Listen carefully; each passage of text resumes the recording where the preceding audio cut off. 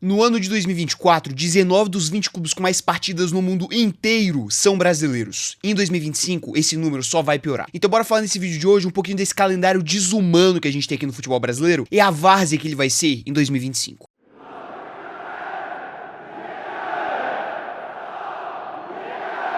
Bem, meus queridos, 2025 já chegou e nós já sabemos que vai ser um ano recheado aqui no calendário do futebol brasileiro, com os estaduais começando na segunda quinzena de janeiro e o Campeonato Brasileiro acabando no Natal. Então bem, hoje eu vou querer dividir um pouquinho esse vídeo aqui, né? De início eu vou falar de um levantamento que o SofaScore ele fez do ano de 2024, né? Das equipes que mais tiveram partidas no ano inteiro. E depois eu vou fazer uma pequena reflexão realmente quanto ao absurdo que tá se tornando o calendário brasileiro ano após ano. Então bem, sem mais delongas, bora pro levantamento do SofaScore. E meus queridos, aí está na tela para vocês. Equipes com mais jogos no mundo em 2024, e vocês podem ver um monte de bandeirinhas aí do Brasil, né? Do primeiro ao 19º colocado, nós só temos equipes brasileiras, né? O Botafogo liderou esta tabela com 75 jogos no ano de 2024, empatados na segunda colocação, Atlético Mineiro, Atlético Paranaense, Flamengo e Fortaleza com 73 jogos. Na sexta colocação, o Corinthians com 72, na sétima, Red Bull Bragantino com 70, na oitava, Bahia com 69, depois Cuiabá com 68, juntamente com São Paulo. Aí Fluminense, Grêmio, Palmeiras, Cruzeiro, Internacional, Juventude, Atlético Goianiense, Vasco, Vitória. E só na 20ª posição a gente tem um time que é de fora do Brasil, que é o PAOK da Grécia. Logo depois a gente já tem mais um time do Brasil, que é o Criciúma. Meus queridos, isso aqui mostra o quão recheado foi o calendário de 2024 das equipes brasileiras. O quanto as equipes brasileiras elas jogaram no ano de 2024. E a discrepância absurda de uma equipe brasileira para uma equipe europeia. A gente pode perceber, né, que a primeira equipe europeia de elite mesmo é o Manchester City, que vai aparecer na 28ª colocação com 57 jogos. O Botafogo, ele jogou 18 jogos a mais que a primeira equipe da elite europeia, que é o Manchester City. São números absurdos que podem ser considerados desumanos e que, se foi ruim em 2024, só vai piorar em 2025. Então bem, quanto ao levantamento do SofaScore, né, era isso que eu tinha pra falar. Agora vamos pro desenvolvimento que eu quero trazer aqui pro vídeo quanto ao ano de 2025. Meus queridos, que o calendário brasileiro ele é essa bagunça ano após ano, isso aí não é uma novidade pra gente, né? A gente já vem sofrendo com esse calendário abarrotado de jogos e que não tem um acostamento pra você ter um descanso entre os times há muitos e muitos anos. Isso aí já vem sendo um ponto de exclamação, um ponto de reclamação muito forte há muito e muito tempo. E bem, a cada ano que passa, isso aí não vem mudando e muito pelo contrário, vem só piorando. Se em 2024 a equipe mais bem sucedida aqui do Brasil jogou 75 jogos, em 2025 a equipe mais bem sucedida ela pode chegar a 90 jogos. Quase um terço do calendário anual, somente com partidas. Eu vou construir aqui mais ou menos o cenário que uma equipe ela teria que traçar para ela chegar nessa marca exorbitante de 90 jogos no ano.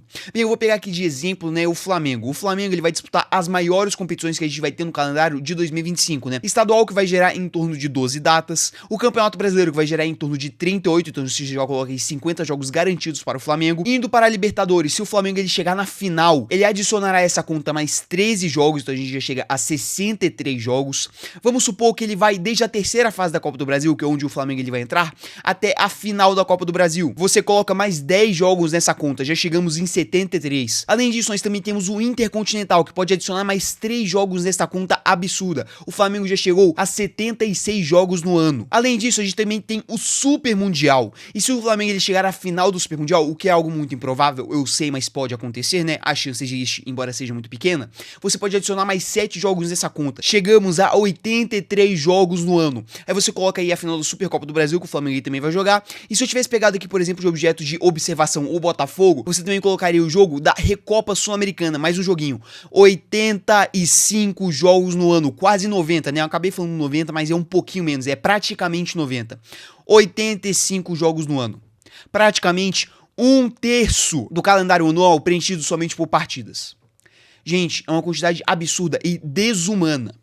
E por que isso acontece aqui no cenário do futebol brasileiro? Porque a gente tem, por exemplo, uma CBF que é muito conivente com as federações estaduais. Uma CBF que vai permitir que os campeonatos estaduais tenham 12 datas. Gente, se a gente tira as 12 datas dos estaduais, né, dessa continha que eu fiz aí com o Flamengo e também serviria para o Botafogo, né, você já corta 12 jogos. Então uma temporada de extremo sucesso, de uma equipe muito vitoriosa, ela chegaria a 73 partidas. O que ainda é uma quantidade muito absurda. São 2 jogos a menos que o Botafogo ele teve em 2024, por exemplo. Porém, isso aí seria a exceção da exceção. Uma equipe que chega à final em todo o santo campeonato que ele jogou. Isso aí ainda é muito jogo. E aí a gente já chega numa questão muito mais profunda, né, que é a quantidade exorbitante de jogos que a FIFA tá começando a colocar para os jogos, né, tá começando a impor para os jogos com esse Super Mundial e por aí vai. Porém, isso aí é discussão para outro vídeo futuro. O que eu quero falar aqui é do calendário do futebol brasileiro. Gente, é uma quantidade absurda. Principalmente por conta dos estaduais. Principalmente por conta desse calendário absurdo que o presidente da CBF, Edinaldo Rodrigues, bolou para o ano de 2025, do campeonato ele começar na segunda quinzena de janeiro, com os jogadores não tendo tempo para a pré-temporada. Tudo isso para quê? Para poder fazer uma paralisação no meio do ano, para os times que estão no Super Mundial, né, para as equipes brasileiras que estão no Super Mundial, poderem ir lá para os Estados Unidos para jogar o Super Mundial, né, fazer essa pausa de um mês e depois voltar para as competições que estão aqui. E tudo isso por quê? Para acomodar o estadualzinho. Porque não pode acabar com o estadual, nem que seja por um ano. Porque as federações estaduais têm mais poder que os clubes. Tem mais poder em certos momentos que até a CBF. Comandam praticamente a CBF. Porque o presidente, né, para tudo que ele vai querer fazer, ele vai precisar do apoio das federações estaduais. É uma vergonha esse calendário que a gente vai ter em 2025. É um calendário desumano. É um calendário absurdo. É um calendário que joga contra o sucesso de uma equipe. Gente, hoje a CBF, ela está rezando para nenhum brasileiro ganhar a Libertadores de 2025. Vocês sabem por quê? Vamos retomar esse calendário absurdo que a CBF montou para 2025. Os estaduais vão começar na segunda quinzena de janeiro. Ok, vai até metade do ano, vai parar um mês para o Super Mundial. Perfeito, voltou. E vai até 21 de dezembro, véspera do Natal. Aí vai acabar o Campeonato Brasileiro. Acabou o ano de 2025. Vocês sabem qual competição não tem data para acontecer no calendário brasileiro? O Intercontinental. Se algum brasileiro vencer a Libertadores, sabe esse campeonato que o Botafogo ele acabou de disputar e que o time ele perdeu de 3-0 na primeira partida para o Pachuca? Não existe data para este campeonato. Se o Corinthians, se o Bahia, se o Flamengo, o Botafogo, o Palmeiras, o São Paulo, o Internacional vencerem a Libertadores, eles vão ter que fazer um malabarismo para conseguirem jogar o Intercontinental, porque a equipe ela é obrigada a jogar o Intercontinental, porque é uma competição da FIFA. Vai ter que fazer um malabarismo, vai ter que botar, sei lá, um sub-20 para jogar o Brasileirão, né, para terminar essa reta final de Brasileirão, e ir lá pro Catar, pra Arábia Saudita, não sei para onde vai ser o campeonato, para conseguir jogar o Intercontinental. Não existe data, não existe acostamento. Se a gente vê algum mínimo imprevisto no Brasil, no futebol brasileiro, no ano de 2025, acabou o calendário. Sabe a tragédia que aconteceu no Rio Grande do Sul em 2024, que a gente pôde parar o Campeonato Brasileiro por 2 semanas, porque a gente tinha 3 equipes que estavam sendo afetadas diretamente por conta daquelas enchentes? Se algo semelhante vir a acontecer em 2025, se o campeonato tiver que parar por 2 semanas, acabou o calendário. Não vai ter espaço. Os times vão ter que jogar de 2 em 2 dias. Isso é o absurdo que é o calendário brasileiro de 2025. Tomara que nada de ruim aconteça pra, esse absurdo, pra esse crime, pra esse calendário desumano, ele conseguir ser cumprido. Ele não tem que passar por algum contorno. Porém, é uma vergonha de ter que passar por isso. Isso aí é um desaforo para os times, para os jogadores, que vão se matar nessa temporada. Tudo isso que eu desenvolvi até então nesse vídeo aqui, são somente os absurdos que esse calendário bizonho de 2025 vai trazer para as equipes. Porque eu não vou ter tempo de descanso, porque eu vou sofrer com inúmeros jogadores lesionados por conta da alta quantidade de jogos e por aí vai. Mas agora eu também quero tocar no ponto do prejuízo para o espetáculo. Gente, o futebol, ele é um produto assim como inúmeras coisas do nosso dia a dia. E esse excesso de jogos, ele não é bom pro produto. Eu entendo, a gente como é apaixonado por futebol, a gente quer ver o nosso time jogando. A gente talvez não se importe tanto em ver o nosso time domingo, quarta, domingo, quarta, domingo, quarta. A gente já tá mais ou menos até que acostumado com isso. Então a gente não se importa tanto. Porém, um fator essencial para um produto ele conseguir render, para um produto ele ser atrativo, para um produto ele ser de qualidade, é o tempo de descanso, é o tempo de ato. Falando de algo mais básico, gente, eu quero que vocês me digam aí, quantos de vocês estão sentindo uma falta absurda de ver o seu time jogar nessa pausa de fim de ano, de dezembro, janeiro? Quais de vocês estão animados para ver o seu time jogarem nos estaduais? Não porque vocês querem que o seu time ele seja campeão dos estaduais, mas porque vocês querem ver realmente o seu time jogar. Muita gente está nessa expectativa. Isso aí é necessário para o produto ele sobreviver, é necessário para o futebol ele continuar atrativo. Outro ponto muito importante, a qualidade do espetáculo. Gente, eu já falei aqui, os clubes vão ser, assim, prejudicados de uma forma que a gente nem consegue imaginar, a gente não consegue nem projetar agora no início de 2025. Isso aí, obviamente, vai afetar a qualidade do espetáculo. Os craques que vão ter que jogar muitas partidas vão se lesionar com mais recorrência, então naturalmente vão desfalcar o time em mais partidas, então assim, a qualidade vai cair. Os times não vão ter o descanso apropriado para conseguir desempenhar 100% em todas as partidas, então a qualidade vai cair e por aí vai. Isso aí só vai piorando o produto do futebol brasileiro. Esse produto que ele tá muito emergente. Cada ano mais você tem mais dinheiro rolando no futebol brasileiro. Você tem mais craques vindo para o futebol brasileiro. Porém, absurdos como esse, que vai ser o calendário de 2025, acabam freando esse crescimento. Você acha que mais jogadores estrangeiros, como um Depay da vida, como um Bolazier, vão querer vir para o futebol brasileiro se eles forem jogar 80 partidas no ano? Isso não existe. Os jogadores que estão na Europa já estão reclamando que estão jogando 58, 57. Vocês viram ali pela tabelinha que eu levantei, as equipes europeias que mais jogaram no ano de 2024 foram Manchester City e Real Madrid, que jogaram 57 partidas. Falando somente das equipes europeias das grandes ligas, né? Porque se você for pra Grécia, pra esses países menores, aí realmente vai ter times que jogaram mais partidas, como é o exemplo do PAOK, mas eu tô focando aqui na elite. Os jogadores da elite do futebol mundial, eles estão reclamando que estão jogando 57, 58 partidas no ano. Aqui no Brasil é uma situação muito pior. E aí tem muito brasileiro que vê isso aí e fala, pô, esses caras estão de brincadeira, eles estão de muita frescura. Aqui no Brasil os caras jogam 75 e nem reclamam. Mas eles não estão de frescura. 58 jogos no ano é um absurdo. Isso daí já prejudica a qualidade de espetáculo no futebol europeu. Aqui no Brasil, cara, a gente vive num hospício, a gente vive numa situação desumana. Aqui é ainda pior que a situação na Europa. Os europeus, eles não estão errados por reclamar. A gente que tá numa situação tão insana que a gente acha que os caras estão, assim, numa vida boa. É uma situação bizonha. E, novamente repetindo o que eu falei no começo desse vídeo, qual o grande culpado disso? O presidente da CBF e as federações estaduais.